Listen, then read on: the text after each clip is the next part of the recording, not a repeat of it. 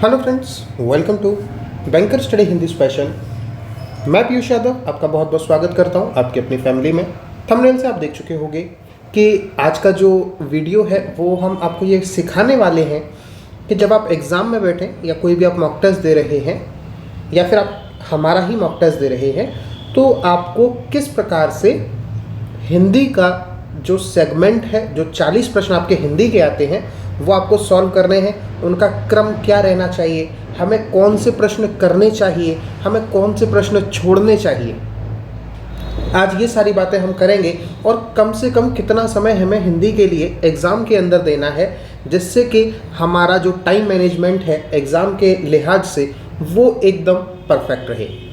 तो चलिए हम इस वीडियो को शुरू कर लेते हैं। उससे पहले एक छोटी सी जानकारी है, जो लोग नहीं जानते हैं कि हम आपको हिंदी डेडिकेटेडली प्रोवाइड कराते हैं और आप एकदम परफेक्ट चैनल पर आ चुके हैं।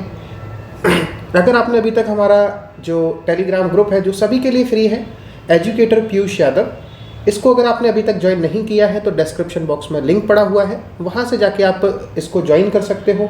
इसको हमें क्यों ज्वाइन करना है, यहाँ पे आपको डेली अगर आप देखते हैं तो हिंदी एडिटोरियल मिल जाता है। और जहाँ तक है 1 मई से मैं यहाँ पे हिंदी एडिटोरियल की वीडियोस भी लेकर आऊँगा।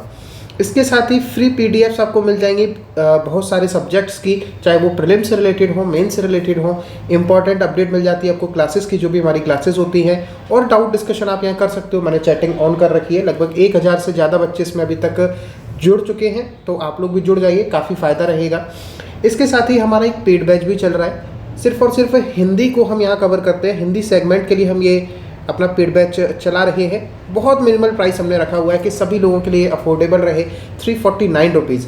आपको इस बैच में क्या क्या मिलेगा ज़रा उसके बारे में अगर हम बात करें तो यहाँ पे आप देखिए, आपको फाउंडेशन बैच मिल जाएगा, यानी कि जो भी आपका syllabus RRB PO, clerk, scale 2, scale 3 या एलआईसी असिस्टेंट में पूछा जाता है, उन सभी चैप्टर्स के बेसिक से लेके क्लासेस आपको मिल जाएंगी। सभी प्रकार के हमने यहाँ पे प्रश्न कवर कराए हुए हैं और जो भी संभावित पैटर्न हो सकते हैं वो सभी हमने यहाँ पर कवर कराए हुए हैं। इन चैप्टर्स के बाद आपको हर एक चैप्टर का टेस्ट पेपर मिल जाएगा जिसकी आपको पीडीएफ और वीडियो सॉल्यूशन मिलेगा।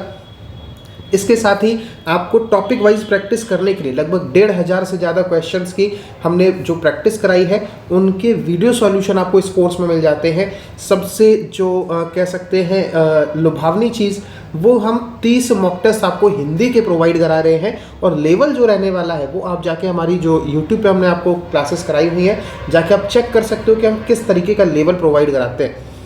और 30 मॉक टेस्ट आपको यहाँ मिलने वाले हैं। और इसमें भी हमने थोड़ा सा आपके लिहाज से, आपके एग्ज़ाम के लिहाज से कुछ हमने इसमें चीज़ें स्प्लिट की हैं कि 20 मॉक टेस्ट हम आपको अप्रैल के लास्ट तक हम कंप्लीट कराने वाले हैं। और जो बाकी के 10 मॉक टेस्ट हैं, जैसे ही आपका प्रीलिम्स का एग्ज़ाम खत्म होगा, आरआरबी पीओ प्रीलिम्स का जैसे ही आप एग्ज़ाम दे के आएंगे उसके अगले दिन से हम इन 10 मॉक टेस्ट को कराएंगे। यानी कि जब आप अपने एग्ज़ाम की तरफ जा रहे होंगे तब भी हम आपके साथ रहेंगे, डेडिकेटेडली साथ रहेंगे। सभी क्लासेस की आपको पीडीएफ मिल जाती है और डेली हिंदी एडिटोरियल की पीडीएफ मिल जाती है। और 1 मई या मई के पहले वीक के बाद से हम यहाँ पे एडिटोरियल की वीडियो क्लासेस भी प्रोवाइड कराने वाले हैं। तो आपको ये सभी चीज़ें बिल्कुल और बिल्कुल 349 रुपीज़ में मिल जाएंगी। किस प्रकार से हमें इसमें इनरोल करना है, आपको सिर्फ और सिर्फ पे कर देने हैं 349 रुपीज़ दिए गए यूपीआई नंबर पर 7895041688। और इसका एक स्क्रीनशॉट लेके आप जब पेमेंट हो जाए तो इसी नंबर पे आप व्हाट्सएप कर दीजिए, आपको हमारे पेड बैच में ऐड कर दिया जाएगा। तो अब हम जो बात करने वाले थे कि हमें किस प्रकार अपने हिंदी के सेगमेंट को कंप्लीट करना है, उसकी ज़रा हम बात करते हैं।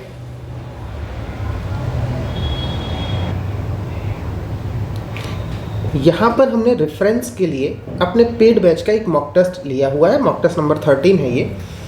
यहाँ पे आप देखेंगे कि सपोज़ जैसे ही आप हिंदी के सेक्शन पर आएंगे एग्ज़ाम के अंदर, फिर आपको किस प्रकार से चीज़ों को करना है, तो हम विद रेफरेंस उन चीज़ों को आपको हम बताने वाले हैं। और एक आइडिया आपको हमारे मॉक टेस्ट का भी लग जाएगा कि हमने किस प्रकार के मॉक टेस्ट वहाँ पर प्रोवाइड कराए हुए हैं अपने पेड बैच में। तो सबसे पहली बात, हमें कौन कौन से प्रश्न करने चाहिए, कौन कौन से नहीं करने चाहिए, ये भी हम सारी बातें यहाँ पर करने वाले हैं। सबसे पहली जो इम्पॉर्टेंट चीज़ है वो है सर, टाइम हमें कितना देना है एग्ज़ाम के अंदर। टाइम हमें एग्ज़ाम के अंदर कितना देना है, 22 से 25 मिनट आपको हिंदी में देने पड़ेंगे, तभी आप 30+ नंबर तक जा पाएंगे। ठीक है, 30+ मार्क्स के लिए आपको 22-25 मिनट्स आपको देने पड़ेंगे। अब जैसे ही आपका हिंदी का सेक्शन खुलेगा, जैसे ही आपका हिंदी का सेक्शन खुला, सबसे पहले आपके सामने सपोज जो प्रश्न आया है वो आता है, देखिए मैंने किसी के यहाँ पर आंसर नहीं दिए हैं, तो अगर आपको आंसर्स वगैरह इसमें देखने हैं तो सर आपको मॉक टेस्ट हमारा परचेस, मॉक टेस्ट नहीं मतलब पूरा आपको जो 349 रुपीज़ वाला कोर्स है ना वो आपको परचेस करना पड़ेगा। ये एक रेफरेंस आपके लिए हो जाएगा किस प्रकार की चीज़ें हमने प्रोवाइड की हुई है और आपको किस प्रकार से पेपर अटेम्प्ट करना होता है वो भी आपको समझ में आ जाएगा। अब यहाँ पर जैसे हम देखते हैं कि पहला प्रश्न हमने देखा, पहले प्रश्न में क्या है कि निम्नलिखित पत्र को ध्यानपूर्वक पढ़िए जिसमें कुछ पद रिक्त छोड़ दिए गए हैं, आपको नीचे दिए गए विकल्पों में से उन पदों को पहचानना है और सही विकल्प का चुनाव करना है। हमें ये वाली बातें बतानी थी। तो यहाँ पे जब आप देखते हो कि इस प्रश्न का जो आकार है वो बड़ा तो है, लेकिन एक्चुअल में ये प्रश्न किस टॉपिक से लिया गया है, तो हम ये कह सकते हैं कि सर ये जो टॉपिक था वो था हमारा रिक्त स्थान, रिक्त स्थान से लिया गया है। तो क्या हमें इसे पहली बार में अटेम्प्ट करना चाहिए? मेरे लिहाज से अगर रिक्त स्थान नॉर्मल वाले जो आते हैं, आगे जो हमने इसमें मॉक टेस्ट में दिए होंगे शायद, तो जो नॉर्मल वाले रिक्त स्थान आते हैं आपके, अगर आपको वो पहली बार में दिखता है तो आपको क्या करना है, अटेम्प्ट कर लेना है। पहली बार में तो उसको अटेम्प्ट क्या करना है, कर लेना है। लेकिन जब इस प्रकार का कोई प्रश्न हो जो आप पहली बार देख रहे हैं एग्जाम के अंदर, तो प्रथम दृष्टया आप उसको क्या करेंगे, स्किप करेंगे। मैं ये नहीं कह रहा उसको आपको छोड़ देना है, हम कह रहे हैं इसको स्किप करेंगे। क्यों? क्योंकि अभी हम हिंदी के सेगमेंट में आए हैं और हमें पहले कुछ मार्क्स को गेन कर लेना है। ये बात आप लोग ध्यान में रखिए कि जब हम कुछ मार्क्स अपने गेन कर लेंगे, थोड़ा सा कॉन्फिडेंस हम अपना बूस्टअप कर लेंगे, फिर हम इस प्रकार के प्रश्नों पर आएंगे। और इस तरह का प्रश्न मेरे हिसाब से शायद आपने पहली बार देखा होगा कि पत्र है, उसमें 3 रिक्त स्थान छोड़ दिए गए, आपको उसके आंसर देने, नीचे ऑप्शंस दिए गए हैं। तो ये वाली चीज़ें हैं। तो पहली बार में हम इसको क्या करेंगे, स्किप करेंगे। फिर हम आगे बढ़ते, अगले हम प्रश्न की तरफ बढ़ते। अगला प्रश्न हमें देखिए क्या कहता है कि निम्नलिखित वाक्यों में से अशुद्ध वाक्य खंडों का चयन कीजिए। ये एक ऐसा प्रश्न है जो नॉर्मली हम कर सकते हैं प्रथम दृष्टया जैसे ही देखते हैं वैसे, क्योंकि इसकी जो प्रैक्टिस है हमने अपने चैनल पर बहुत सारी कराई हुई है। ऑलमोस्ट हम 500 से ज़्यादा वाक्य शुद्धि के प्रश्न अभी तक करा चुके होंगे, इवन इससे ज़्यादा ही करा चुके होंगे। तो अशुद्ध वाक्य खंडों का चयन आपको करना है। तो जैसे ही आपको इस प्रकार का प्रश्न दिखता है, तो क्या मुझे प्रश्न संख्या 2 अटेम्प्ट करनी चाहिए? सर बिल्कुल करनी चाहिए। हम इसको क्या करेंगे, हम इसको अटेम्प्ट करेंगे। अब जो भी आप अटेम्प्ट करें, ठीक है। इसके बाद हम अगले प्रश्न की तरफ बढ़ेंगे। अब वहाँ पे आपके सामने क्या रहेगा कि इस तरीके से आपके सामने 2-3 ऑप्शंस खुले रहते हैं कि mark for review, clear response, यहाँ पे सेव एंड नेक्स्ट करके यहाँ पे आपके सामने जो है कि इस तरीके से चेक बॉक्स बने होते हैं जिस पे आपको टिक करना होता है। अब सपोज आपको लगता है सी ऑप्शन है, तो आपने माउस से सी ऑप्शन को टिक किया, सेव एंड नेक्स्ट पे क्लिक किया और आप आगे बढ़ गए। जैसे आप आगे बढ़ेंगे आपके सामने कौन सा प्रश्न खुल जाएगा, प्रश्न संख्या 3 खुल जाएगा। अब यहाँ पे आप देखते हो सर यहाँ भी अशुद्ध वाक्य खंड पूछा गया है, यानी कि हम इसको भी अटेम्प्ट कर सकते हैं, यानी कि अभी हम इसको अटेम्प्ट लगातार करते हुए जाएंगे। ठीक है, अगले प्रश्न की तरफ जाएंगे हम। प्रश्न संख्या 4, यहाँ भी अशुद्ध वाक्य खंड दिया गया है, तो हम इसको भी अटेम्प्ट कर लेंगे। लेकिन एग्जाम के अंदर क्या होता है, कभी कभी आपको ऐसा देखने के लिए मिलता है कि एक अशुद्ध वाक्य खंड आपको प्रश्न संख्या 2 में देखने के लिए मिल रहा है, तो अगला अशुद्ध वाक्य खंड आपको प्रश्न संख्या 7 में देखने के लिए मिल रहा है। तो हमारा जो कहने का तात्पर्य है वो सिर्फ ये है कि ऐसे प्रश्न जो आप प्रथम दृष्टया कर सकते हैं और थोड़े छोटे प्रश्न होते हैं, उन्हें हमें पहले कर लेना चाहिए, उसके बाद हम अन्य प्रश्नों की तरफ चलेंगे। तो अभी आप देखते जाइए कि किन किन प्रश्नों को मैं कह रहा हूँ कि अटेम्प्ट करिए। अब हम यहाँ पे 3 प्रश्नों को देख चुके हैं।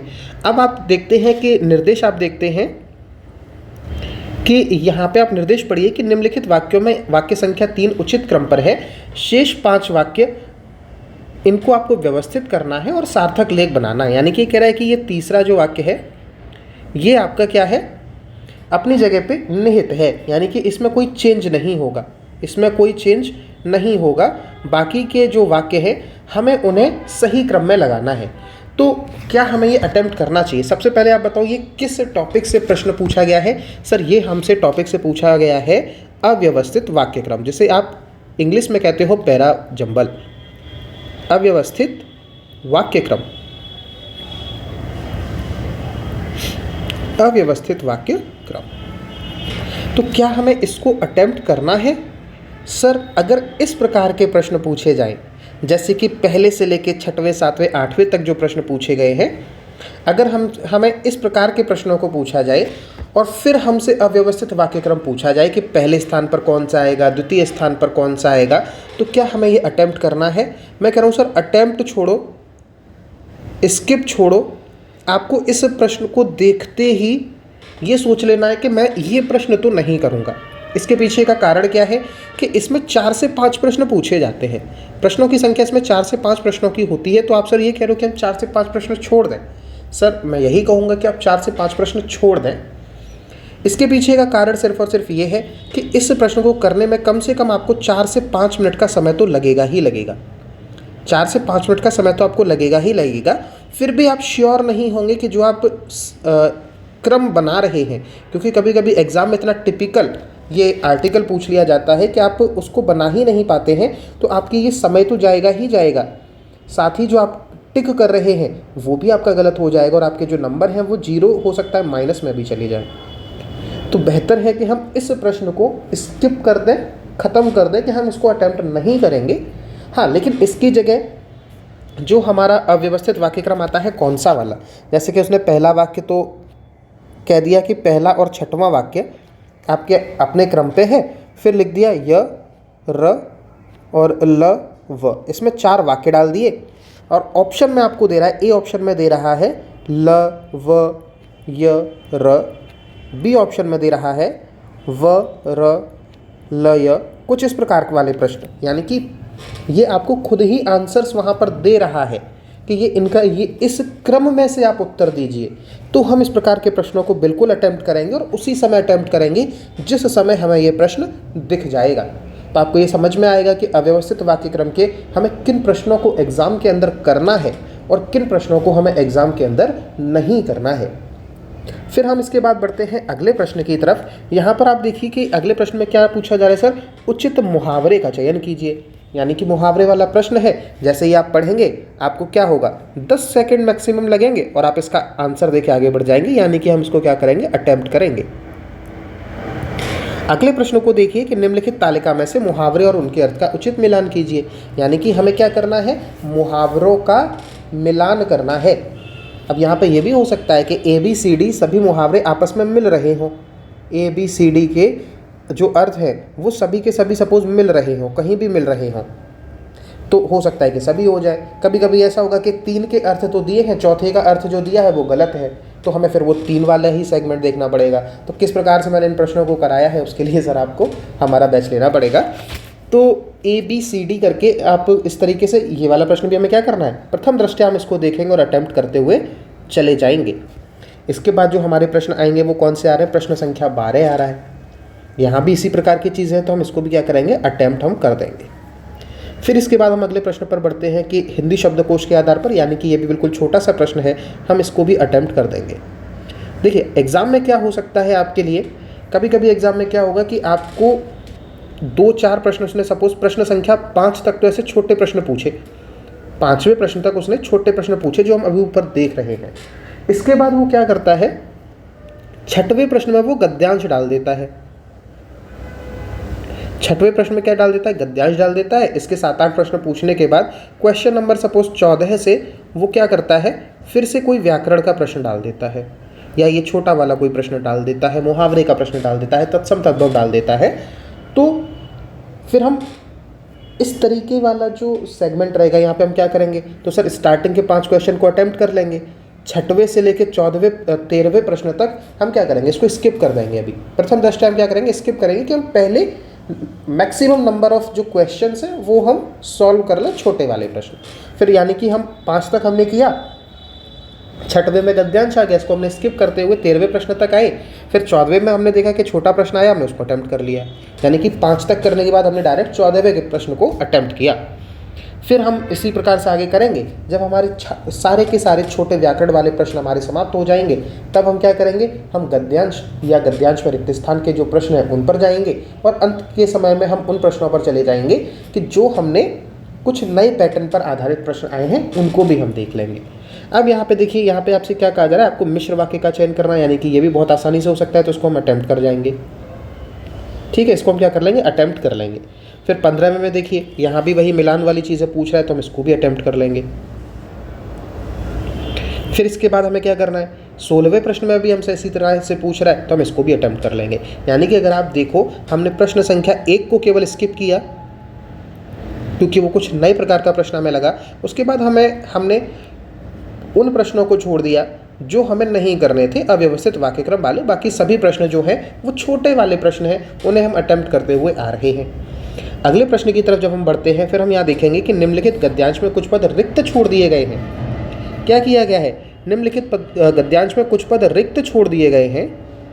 क्या है ये, क्लॉज टेस्ट है, जिनमें से प्रश्न संख्या 17 से 19 में, प्रश्न संख्या 17 से 19 यानी 17, 18 और 19 में हमें क्या करना है, आ सकने वाले, यानी कि 17, 18, 19 में हमें उन शब्दों का चयन करना है जो इन रिक्त स्थान में आ सकते हैं, और 20 से 22 तक न आ सकने वाले, यानी प्रश्न संख्या 20 से लेके 20, 21 और 22 में हमें उन शब्दों का चयन करना है जो इन रिक्त स्थानों में नहीं आ सकते हैं, और साथ ही प्रश्न संख्या 23 से 25 में प्रतिस्थापित हो सकने वाले शब्दों का चयन करना है। यानी कि प्रश्न संख्या 23, 24 और 25 में हमें उन विकल्पों का चयन करना है जो इन शब्दों को प्रतिस्थापित अर्थात रिप्लेस कर सके। समझ में आया? तो किस प्रकार हमें इन प्रश्नों को करना, क्या हमें इस प्रश्न को जैसे ही हमें दिखे तो कर लेना है? नहीं सर, जैसे ही हमें दिखे इस प्रकार का प्रश्न तो क्या हमें कर लेना है? नहीं, पहले हम उसको स्किप करेंगे। मैं छोड़ने के लिए नहीं कह रहा हूँ, मैं कह रहा हूँ पहले इसको स्किप करेंगे, फिर हम आगे देख लेंगे कहीं हमारे कोई और छोटे वाले प्रश्न तो नहीं आ रहे हैं। इसके बाद आप देखेंगे गद्यांश के ऊपर जो प्रश्न है वो दिए गए हैं, कि गद्यांश आपके सामने दिया गया है, उसके प्रश्न आपके सामने दिए गए हैं। इसके बाद अगला क्या है, निम्नलिखित गद्यांश को, अर्थात एक और गद्यांश है, उससे रिलेटेड हमें क्या करना है, प्रश्न हमें बताने हैं। ठीक है, 39, 40, तो यहाँ पे हमारे टोटल 40 प्रश्न हो गए। तो यानी कि हमें एक चीज़ तो समझ में आई कि अब हमारे जो पेपर है इसमें केवल और केवल 4 प्रकार के टॉपिक रह गए हैं। पहला टॉपिक है जो क्वेश्चन नंबर 1 था, कुछ नए पैटर्न का प्रश्न था। नंबर 2 क्या है, गद्यांश में रिक्त स्थान, गद्यांश में रिक्त स्थान। और इसके बाद 3 और 4 में हमें क्या बताया गया है, गद्यांश, गद्यांश प्रथम और द्वितीय, 2 गद्यांश आपसे पूछे गए हैं। तो अब आपके सामने ये 4 चीज़ें रह गई हैं, बाकी आप सॉल्व कर चुके हो। यानी कि 15 प्रश्नों में से आप 10 प्रश्न अभी तक सॉल्व कर चुके हो, 10 क्वेश्चंस, और इसमें कुल मिला के आपसे 26 क्वेश्चन अभी बचे हुए हैं। और इन 26 क्वेश्चंस में अगर आप देखते हो कि गद्यांश में रिक्त स्थान और गद्यांश की हमने भरपूर प्रैक्टिस की है, साथ ही क्वेश्चन नंबर 1 में क्या कहा गया, रिक्त स्थान कहा गया है। इन 10 प्रश्नों तक पहुंचने में मुझे ऐसा नहीं लगता कि आपको 6 या 7 या मैक्सिमम 8 मिनट, हम मानते हैं आपको 8 मिनट तक आप इन 10 प्रश्नों को कर चुके होंगे। अब आपके पास में तकरीबन 17 मिनट का समय बचा है, और इन 17 मिनट को हमें किस प्रकार से सोचना है कि एक गद्यांश को करने में आपको तकरीबन 5 मिनट लगने चाहिए, 5 मिनट लगने चाहिए, क्योंकि 2 मिनट में आपको गद्यांश पढ़ लेना है। क्योंकि हम आपको रीडिंग आर्टिकल इतने ज़्यादा देते हैं कि जब आप उसको पढ़ेंगे तो आपकी रीडिंग जो स्किल है वो तो डेवलप होगी ही, साथ ही आपकी जो पढ़ने की स्पीड है वो भी इंक्रीज़ होगी।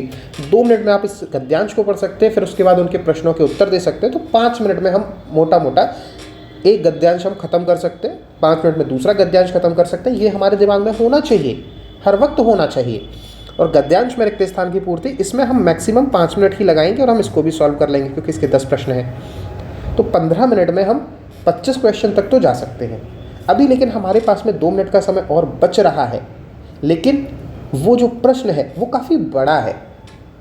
तो क्या मुझे सबसे पहले उस प्रश्न पर जाना चाहिए? मेरे हिसाब से मुझे सबसे पहले उस प्रश्न पर नहीं जाना चाहिए। अगर वो छोटा प्रश्न होता तो हम एक बार के लिए देख लेते, लेकिन हमें यहाँ पे क्या करना है कि हम पहले इन 25 प्रश्नों को पकड़ेंगे कि बाय द वे यहाँ पे हमें कुछ 1 या 1.5 मिनट ज़्यादा लग जाए तो हमारा जो टाइम मैनेजमेंट है वो ख़राब ना हो। पता लग रहा है कि आप प्रश्न संख्या 1 की तरफ गए, इसमें आपने 3 मिनट ख़राब कर लिए, उसके बाद आप 1 नंबर का आंसर लगा पाए हैं, फिर इसके बाद आप जब आ रहे हैं, अब आपके पास समय रह गया 14 मिनट, और इन 14 मिनट में आप केवल और केवल पता लग रहा है 2 गद्यांश ही कर पाए कि गद्यांश थोड़ा सा टफ आ गया। तो बेहतर है ना कि हम अपने समय की बचत करें। अब इसमें भी आपको पहले क्या कर लेना है, गद्यांश प्रथम, द्वितीय और गद्यांश में रिक्त स्थान। सर पहले हम गद्यांश में रिक्त स्थान को कर लेंगे, क्योंकि इसके प्रश्न थोड़े से क्या होते हैं, हमने आपको इतने प्रश्न कराए हुए हैं ना इस टॉपिक के। अब मुझे ऐसा लगता है कि आप इन प्रश्नों को सिंपल मानते होंगे कि मैं 10 में से तकरीबन 7 से 8 तो प्रश्न आराम से कर ही लूँगा। तो सबसे पहले आप इस गद्यांश में रिक्त स्थान के प्रश्नों को सॉल्व करेंगे, उसके निर्देशानुसार आप सॉल्व करेंगे कि 17 से 19 में जो शब्द आ सकते हैं उनका चयन करना है, और 20 से लेकर 22 में उन शब्दों का चयन करना है कि जो नहीं आ सकते हैं। 23 से लेकर 25 में हमें उन प्रश्नों का चयन करना है कि जो शब्द इनको रिप्लेस कर सकते हैं। तो हम इस प्रकार इस टॉपिक को सॉल्व करेंगे, तकरीबन 4 से 5 मिनट में हम इसको सॉल्व कर लेंगे। ये आपकी स्पीड बन जाएगी, आराम से बन जाएगी। बच्चे आराम से कर रहे हैं, 25 मिनट तक वो कर लेते हैं। फिर इसके बाद में गद्यांश प्रथम और द्वितीय की तरफ जाएंगे, दोनों ही गद्यांश को हम कर लेंगे। अब हम जरा अपना समय देख लेंगे। सपोज हमारे पास जो हमारा समय है वो पूरे 25 मिनट हमारे समाप्त हो गए हैं, हमारे पूरे 25 मिनट समाप्त हो गए हैं। तो हम क्या करेंगे अब यहाँ, क्या हम पहले प्रश्न की तरफ जाएंगे। अब आपके दिमाग में ये चीज़ आनी चाहिए कि आप हिंदी के सेगमेंट को आपको एक्चुअल में उठाना कब है, ये भी आपको पता होना चाहिए। सबसे पहले मैं हमेशा आपसे कहता हूँ कि सर जीए कर लो, कंप्यूटर कर लो, उसके बाद हिंदी कर लो, और इन सबको मिला के आपको टोटल 50 मिनट में कर लेना है, 45 से 50 मिनट में। ठीक है, 45 से 50 मिनट में ये तीनों सेगमेंट आपके हो जाने चाहिए स्टार्टिंग के ही 50 मिनट में। यानी अब आपका जो समय लेफ्ट होना चाहिए वो लगभग 70 मिनट या 75 मिनट के बीच में होना चाहिए। ठीक, अब आप अगर ये देख लीजिए, जी और कंप्यूटर में अगर आपने समय कम लगाया है और हिंदी ख़त्म करते करते आपके सपोज 42 मिनट ही हुए हैं अभी टोटल, तो सर हम पहले प्रश्न को अपना समय दे सकते हैं, आराम से दे सकते हैं, क्योंकि हमने बाकी 2 सेक्शंस में थोड़ा बहुत अपना समय बचा लिया है, तो उस समय पे हम दे सकते हैं। लेकिन सपोज ऐसा लग रहा है कि 45 मिनट यहाँ पे हम ऑलरेडी दे ही चुके हैं, 45 मिनट हम ऑलरेडी दे चुके हैं, यस 45 मिनट दे चुके हैं, तो भी आप पहले क्वेश्चन पे जा सकते हैं, क्योंकि हमने मैक्सिमम 50 मिनट माने हुए हैं। लेकिन बाय द वे हमने 47 मिनट सपोज हम दे चुके हैं, तो मेरे हिसाब से आपको वहाँ चांस नहीं लेना चाहिए, आपको स्विच कर जाना चाहिए क्वांट और रीजनिंग की तरफ। फिर अगर वहाँ पे आपको कुछ ऐसी चीज़ें बचे कि आपको समझ नहीं आ रहा कि अब और क्या किया जाए, तब आप इस प्रश्न की तरफ आ जाइए। ठीक है, तो ये आपको हिंदी के पेपर को करने के लिए, ये आपको हिंदी का पेपर किस प्रकार से अटेम्प्ट करना है, क्या उसका क्रम रहेगा, वो सारी बातें हमने आपको आज इस वीडियो में बताई हैं। और उम्मीद है आप इससे बहुत कुछ सीखे होंगे। और जो भी हमारे जो पेड बैच के स्टूडेंट्स हैं, वो भी जो भी मॉक टेस्ट करेंगे वो भी इसी प्रकार से करेंगे। मॉक टेस्ट हम आपको जो प्रोवाइड करा रहे हैं ना, वो भी आप इसी क्रम में, इसी टाइमिंग के साथ सॉल्व करेंगे। ठीक है, तो जाने से पहले एक बस वही छोटी सी बात हम आपको याद दिला देते हैं कि हमारा एक पेड बैच चल रहा है, बहुत बेहतरीन कोर्स हमने कराया हुआ है। 349 रुपीज़ में हमने आपको एक भंडार दे दिया है, आप ये मान के चल सकते हो कि हमने ग्रंथ दे दिया है। यहाँ पे हमने 30 मॉक टेस्ट भी प्रोवाइड करा दिए हैं इनमें से अभी तक। और सर एक चीज़, इसकी वैलिडिटी क्या रहेगी, 31 दिसंबर 2024 तक रहेगी। और अगर कोई क्लास सर हमारी छूट जा रही है या फिर अभी तक हमने जो करा दिया है वो हम कैसे कंप्लीट करेंगे, वो सर आपको हर चीज़ रिकॉर्डेड फॉर्म में मिल जाएगी। यानी कि जो भी चीज़ आपकी छूट गई हैं वो आपको रिकॉर्डेड क्लासेस मिल जाएंगी, और जो क्लासेस अभी बची हुई हैं वो आपकी लाइव क्लासेस आपको मिलेंगी। तो कोई भी आपको टेंशन नहीं लेनी है, आप जाके एनरोल करा लो। बहुत बेहतरीन कोर्स हमने कराया हुआ है, और आपने ये पूरा मॉक टेस्ट आपने देखा होगा रेफरेंस के तौर पर जो हमने लिया कि कितने बेहतरीन प्रश्न हमने यहाँ पर कराए हुए हैं, क्या उनका लेवल है वो भी आपको समझ में आ रहा होगा। तो चलिए हम मिलेंगे अब नेक्स्ट सेशन में, तब तक के लिए गुड बाय।